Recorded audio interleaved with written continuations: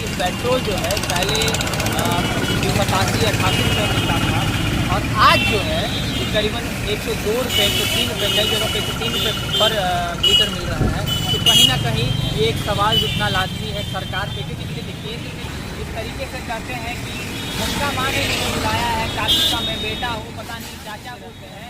सबसे बड़ा जुमला हमेशा करते रहते हैं कि 15-15 लाख देंगे, नौकरियां देंगे, 2 करोड़ रोजगार देंगे। आप बताइए कि हर साल 2 करोड़ रोजगार मिला? क्या कोई कौन सी कारण? क्योंकि आपने कहा कि काला धन लाएंगे। कहाँ काला धन है भाई? नोटबंदी किया, नोटबंदी में किसको? अडानी अंबानी को दिक्कत हुआ? उन्होंने कहा है 2 महीने में सरकार परिवर्तन होने चली है और आम लोग भी इनके साथ में रोजगार देंगे। क्या बता दीजिए, अब जो 1 साल होने को चला, 1 साल से ज़्यादा हो रहा है, क्या एक भी लोगों को रोजगार मिला है क्या केंद्र में? आप नमस्कार, आप विजन न्यूज़ देखने की शुरुआत कर चुके हैं। मेरा नाम है राजा। अभी इस वक्त हम राजधानी पटना में मौजूद हैं और यहाँ 18 और 19 तारीख को राजद का बढ़ती महंगाई को लेकर एक जमकर विरोध प्रदर्शन होगा। पूरे जिला मुख्यालय से लेकर राजधानी पटना तक पूरी तरह से सरकार के खिलाफ विरोध प्रदर्शन किया जाएगा।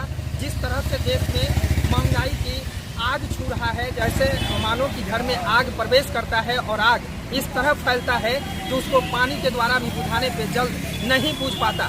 उसी तरह देश में महंगाई की रफ्तार पूरी तरह से आगे बढ़ रही है। हमारे साथ DSS एक राजद का भाग है, उसका प्रदेश उपाध्यक्ष सौरभ जी हैं अभी मौजूद पटना में, और उनसे बातचीत करेंगे किस तरह से राजद का प्रोग्राम है और राजद जो बढ़ते महंगाई को लेकर वो पूरी तरह से समर्थन करेंगे। वो पूरी तरह से 18 और 19 तारीख को जो विरोध प्रदर्शन करेंगे, इस पर उनका क्या कहना है। सबसे पहले आपका स्वागत है। बहुत बहुत धन्यवाद।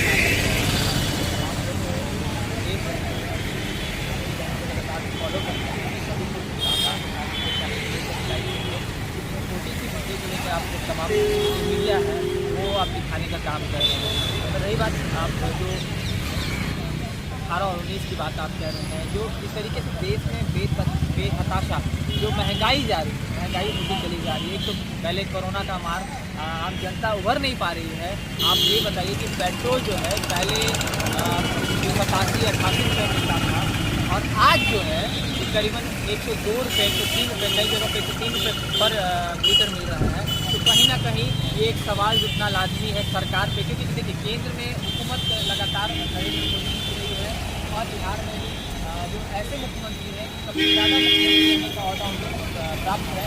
मगर एक चीज़ बता दीजिए, महंगाई की मार और कोरोना का मार अब बिहार में, उत्तरी बिहार में जिस तरीके से बाढ़ का प्रलय जो रूप है आप देख रहे हैं, यहाँ लोग कैसे जीवित रहेंगे, कैसे अपने आप को बचाएंगे, इसके तमाम मुद्दे को लेकर जो हमारी संगठन है, हमारी राजनीतिक पार्टी जो है, हमारे राज्य के जो अध्यक्ष हैं आदरणीय लालू प्रसाद यादव के नेता प्रतिपक्ष तेजस्वी यादव और युवाओं के अजीज तेज प्रताप यादव, तमाम लोग सड़कों पर उतरेंगे और जिस तरीके से प्रोटेस्ट होगा, क्योंकि ये उनके लिए, हमारे लिए प्रोटेस्ट नहीं है, ये तमाम गरीब दलित पीड़ित शोषित तमाम लोगों के लिए है, जो कि महंगाई का मार झेल रहे हैं वो तमाम लोग। तो सरकार, सत्ता के लोग भी ये मानने को तैयार हैं कि पूरी तरह से देश में महंगाई बढ़ रही है, लेकिन आप लोग विरोध प्रदर्शन कर रहे हैं। ये सरकार को कैसे आप देखिए, पहली बात तो मैं ये बात आपको बता देना चाहता हूँ, कल डिप्टी CM जो उन्होंने ये कह दिया कि हाँ बिहार में बेतहाशा जो बेरोजगारी के साथ साथ महंगाई है वो बढ़ते चली जा रही है। आप एक बात देखिए कि नीतीश कुमार सबसे लंबे समय तक मुख्यमंत्री बिहार के रहे हैं। क्या हमारे यहाँ रोजगार की व्यवस्था है? जैसे कि तमाम जिले से आप घूम लीजिए, यहाँ कोई भी इस तरीके से जो मुख्यमंत्री नीतीश कुमार बने तो एक भी कल कारखाने लगे नहीं लगे। क्यों? इसका कोई अता पता नहीं है, क्योंकि सवाल किया जाएगा तो आप कहें कि आप झूठ मूठ का प्रोटेस्ट कर रहे हैं, जनता को भ्रमित कर रहे हैं, मगर लोकतंत्र में प्रोटेस्ट बहुत बड़ी चीज़ होती है। आपने तो पूरी तरह से सरकार के खिलाफ हैं और सरकार बार बार सरकार को आप आगाह भी कर रहे हैं कि देश में महंगाई बढ़ रही है और बीते कोरोना काल से जो जिस तरह से गरीबों की समस्या आ रही थी और अभी भी, अब अगर वो पेट्रोल की बात कर ले, डीजल की बात कर ले, तो बिहार के अधिकांश जिले में 105 के आंकड़ा पार, लेकिन फिर भी महंगाई अभी कंट्रोल नहीं हो पाती। देखिए, महंगाई को कम करने के रीज़न जो है ना वो केंद्र सरकार के पास है ही नहीं, क्योंकि अगर नरेंद्र मोदी इस तरीके से कहते हैं कि गंगा माँ ने मुझे बुलाया है, काशी का मैं बेटा हूँ, पता नहीं क्या क्या बोलते रहते हैं, इतना अनर्गल बयान देते रहते हैं। सबसे बड़ा जुमला हमेशा करते रहते हैं कि 15-15 लाख देंगे, नौकरियाँ देंगे, 2 करोड़ रोजगार देंगे। आप बताइए कि हर साल 2 करोड़ रोजगार मिला? नहीं मिला है। क्यों? क्या कोई कौन सी कारण है? क्योंकि आपने कहा कि काला धन लाएंगे। कहाँ काला धन है भाई? नोटबंदी किया, नोटबंदी में किसको, अडानी अंबानी को दिक्कत हुआ? नहीं हुआ। दिक्कत हुआ आम जनमानस को, आम जो समाज के अंतिम पैदान पर रहने वाले लोग हैं उनको प्रॉब्लम हुआ, उनको समस्या हुआ। आपको पता होना चाहिए कि ये जो कृषि कानून के जो तहत हमारे किसान भाई लगातार प्रोटेस्ट कर रहे हैं, क्या नरेंद्र मोदी जी को वो दिखाई नहीं दे रहा है? वो दिखाई देना चाहिए ना, क्योंकि लोकतंत्र में सबसे बड़ा अधिकार जो होता है ना, प्रोटेस्ट करने का अधिकार है हमारे लोकतंत्र में। और एक चीज़ और कॉमन चीज़ बता देता हूँ, बिहार की बात मैं कर देता हूँ। अब कुछ दिनों पहले एक तालिबानी फरमान सुनाया गया था कि जो लोग प्रोटेस्ट करेंगे अगर वो जेल जाते हैं तो उनको सरकारी लाभांकित दूर कर दिया जाएगा, नौकरियां नहीं मिलेगी, ठेकेदारी नहीं मिलेगी, जो सरकारी से जो सेवाएं हैं वो उनसे वंचित कर दिया जाएगा। तो भाई आदमी प्रोटेस्ट करे तो करे कैसे? लोकतंत्र क्या इस तरीके से लोकतंत्र होता है क्या? लोकतंत्र में बोलने के अधिकार है, मौलिक अधिकार छीन लिया गया है। आप बताइए, ये क्या आरएसएस बीजेपी का जो कानून बनाने की बात कर रहे हैं क्या? आप इसी मुद्दे पे लेके आरक्षण की बात करते हैं। मोहन भागवत जी कहते हैं कि आरक्षण खत्म कर देना चाहिए। आरक्षण मोहन भागवत ने ही दिया है। आरक्षण बाबा साहब भीमराव अम्बेडकर जो कि संविधान के जनक है, तो भारत की उन्होंने सोचा कि भाई कौन से लोग हैं जो परेशान हैं उनको आरक्षण देने की उन्होंने कोशिश की।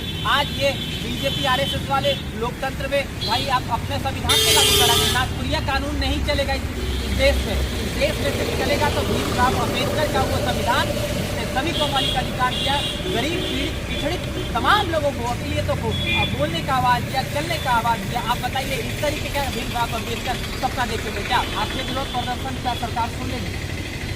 देखिए, हमारा जो विरोध प्रदर्शन है वो तमाम लोगों के लिए, सरकार के लिए नहीं है। हम सरकार को अकेले लगातार घेरने की कोशिश कर रहे हैं, मगर हम तमाम लोगों से रिक्वेस्ट करेंगे कि जो आम जनमानस है, आम तमाम पार्टियां हैं, जो सेकुलर विचारधारा के पार्टियां हैं, जो सभी को लेके चलने की पार्टियां हैं, तमाम धर्मों को इज्जत करने की चलने वाली पार्टियां हैं, उन सबसे मैं यही आग्रह करूंगा, रिक्वेस्ट करूंगा कि इस प्रोटेस्ट में शामिल हो और इस जन विरोधी सरकार को, जो महंगाई चरम सीमा पे आ चुकी है, उसको उखाड़ फेंकिए। अन्यथा आने वाले जो लोकसभा चुनाव है ना, मैं बता देता हूँ, बार बार मैं कह रहा हूँ, क्योंकि बिहार में भी चोरी हो चुकी है, आपको भी पता होगा।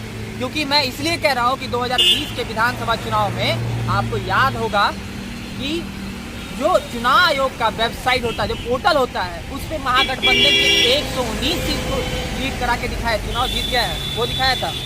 और अचानक क्या हो गया, हमारे कई विधायक जो हैं कि 5 वोट से, कोई 12 वोट से, कोई 200 वोट से, ऐसे कोई चुनाव हारता है। लोकतंत्र में आप हत्या करने की काम कर रहे हैं लोग। ये जो वोट देते हैं लोग, ये आम जनमानस हैं। क्या लगता है तेजस्वी की सरकार आ जाएगी? बिल्कुल आएगी। उन्होंने कहा है कि 2 महीने में सरकार परिवर्तन होने चली है और आम लोग भी इनके साथ में है, क्योंकि जिस तरीके से महंगाई, बेरोजगारी, तमाम अपराध, आप देखिए ना बिहार में क्या हो रहा है।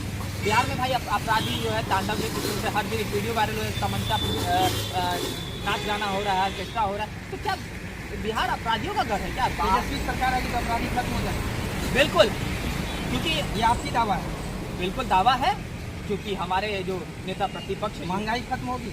बिल्कुल हमारी कोशिश रहेगी और बिल्कुल होगी, क्यों नहीं होगी। आप बताइए ना कि पहले चुनाव में कह दिया था कि भाई हम 10 लाख रोजगार दें। आप बताइए कि 10 लाख रोजगार पहली सरकार कोई नहीं कहा था कि 10 लाख रोजगार, उनके पास आइडियोलॉजी होगी, उनके पास इंफ्रास्ट्रक्चर हो गए कि भाई ऐसे काम करना है। अब उनको देखा देखी क्या है कि बीजेपी कर दी कि भाई 19 लाख हम रोजगार देंगे। क्या बता दीजिए, अब जो 1 साल होने को चला, 1 साल से ज़्यादा हो रहा है, क्या एक भी लोगों को रोजगार मिला है क्या? केंद्र में आप, रेलवे में आप वैकेंसियाँ बंद कर दी हैं। बिहार में किस तरीके से परीक्षाओं में जो प्रतियोगिता परीक्षाएं हैं धांधली होती रहती है, हर दिन मुन्ना भाई पकड़े जाते हैं। क्या नीतीश कुमार इस दिन का सपनों का बिहार है क्या? ये सपनों का बिहार है। सपनों का बिहार जिस दिन वो होगा जिस दिन गरीब, वंचित, शोषित, पीड़ित, अकलियत जो है ना कि 2 वक्त की रोटी खाएगी, अपने घर में महफूज रहेगी, तब बिहार समृद्ध और क्या बोलते हैं उभरता हुआ बिहार होगा। ये इस तरीके का बिहार नहीं चला सकते हैं, क्योंकि अपराधी जिस तरीके से तांडव कर रहे हैं, हथियारों के लोगों को दबाने की कोशिश कर रहे हैं, क्या वैसे लोग आप बिहार में लाने चाहिए? आप बताइए ना, जो अभी कैबिनेट जो कैबिनेट में मंत्री हैं बिहार में, वो कितने % मैं बता देना चाहता हूँ कि एक मंत्री पे आपराधिक केस दर्ज है। हत्या जैसे संगीन आरोप में वो उस पर केस चल रहा है। यानी आप बहुत साफ तौर से कह रहे हैं कि नीतीश कुमार इस्तीफा देंगे। बिल्कुल 2 महीने बाद देखिए, क्योंकि नीतीश कुमार को खुद लंगड़िया देने जा रही है बीजेपी, ये बात आप मान लीजिए। क्योंकि आप देखिए, आप शहनवाज भी तो कह रही है कि नीतीश कुमार के साथ है। आप देखिए ना भैया, शहनवाज हुसैन, आप कह रहे हैं ना शहनवाज उतरे और के बिहार का मुख्यमंत्री कैसा हो, तो शहनवाज हुसैन जैसा हो। आप समझ में आ रहा है? आप देखिए वही नीतीश कुमार है जो कि पिछले कैबिनेट में, केंद्रीय कैबिनेट में कह रहे थे कि हमको 4 को अगर सीट नहीं मिलेगा, कैबिनेट मंत्री नहीं बनेंगे तो हम नहीं बनाएंगे। आज क्या हो गया? 2020 के विधानसभा चुनाव के बाद एक कैबिनेट आरसीपी सिंह, आपको पता है ना, वो कह रहे थे, आप लोग ने कवर किया होगा, मीडिया के माध्यम से तमाम लोगों ने कवर किया था, कहा था कि भाई 4 कैबिनेट रहेंगे, नहीं तो हम नहीं रहेंगे मंत्रिमंडल में, हम बीजेपी के साथ में रहेंगे। आज नीतीश कुमार क्यों कमजोर है? क्योंकि जो रिजल्ट आया है 2020 के विधानसभा चुनाव में, सबसे बड़ी पार्टी आरजेडी, जो पिछले बार भी थी और अभी भी है, और दूसरे नंबर पे जो बीजेपी है वो तीसरे नंबर पे हुआ करती थी, और जो तीसरे नंबर की पार्टी जो बीजेपी थी आज दूसरे नंबर पे है, और जेडीयू जो है तीसरे नंबर पे चली गई। नीतीश कुमार की यही है, और जनता ने इसको नकार दिया। अब नकार दिया तो अनर्गल बयान और अनर्गल सब कुछ करना ही है। एक सौरभ जी, आखिरी सवाल, शहनवाज हुसैन आजकल बिहार दौरे पे हैं और सुपौल गए हुए थे। सुपौल में जाते हुए ट्रेन पर से उतरे और उनके समर्थकों द्वारा नारा लगाया गया कि शहनवाज हुसैन जैसा सीएम चाहिए। देखिए, मैं ये कहना चाहता हूँ कि शहनवाज हुसैन की जो केंद्रीय मंत्री है,